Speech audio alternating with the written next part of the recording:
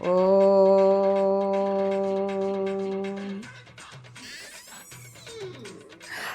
சுவாமியார் இருக்கிறார்கள் இருக்கிறார்கள்.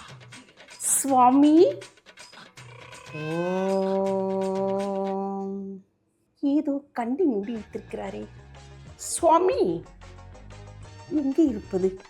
அங்கே போயிருப்பதா இல்லை இங்கே போயிருப்பதா?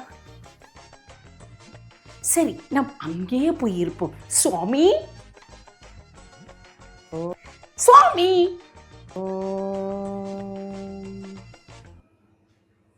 குழந்தாய். சுவாமி. குழந்தாய். சுவாமி, வந்துவிட்டேன் சுவாமி. வா வா. வந்துவிட்டேன். நீ வருவதை என் மனக்கண்ணால் பார்த்து விட்டேன் குழந்தாய். மனக்கண்ணால் பார்த்து விட்டீர்களா? ஐயோ, என்னது? நல்ல வேளை, மனக்கண்ணால் பார்த்து விட்டார். இல்லை இல்லை, என் கண் மூடியிருந்தாலும் என் மனக்கண்ணால் வெளியில் நடப்பதையெல்லாம் அறிந்து கொள்வேன் குழந்தாய். அதை பற்றி நீ கவலை வேண்டாம். நீ வந்தது என்னவோ சொல். அதுதானே வேண்டும் எனக்கு. இல்லை, நீங்கள் முற்றும் துறந்த முனிவரா சுவாமி?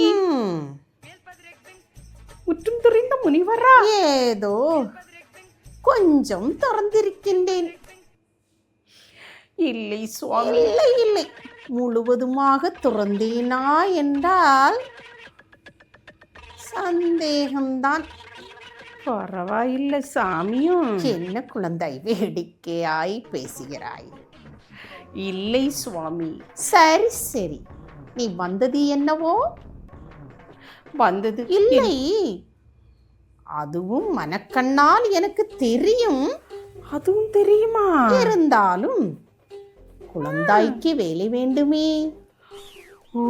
சொல் சொல். சொல்கிறேன் சுவாமி, சொல்கிறேன். என் குழந்தாயை சிறு வயதிலிருந்தே என் குழந்தைக்கு கண்கள் தெரியாது. அதுவும் என் மனக்கண்ணால் அறிந்ததே. அதுவுமா? போகாத டாக்டர்ஸ் இல்லை. டாக்டர்கள் எல்லாம் எங்களால் முடியாது, இரு கண்கள் கொண்டு வா, நாங்கள் பொருத்தி விடுகிறோம் என்று சொல்கிறார்கள் சுவாமி. என்னதுவா? தாங்களுக்கே மனக்கண்ணால் பார்க்கக்கூடிய ஒரு திறமை இருக்கிறது.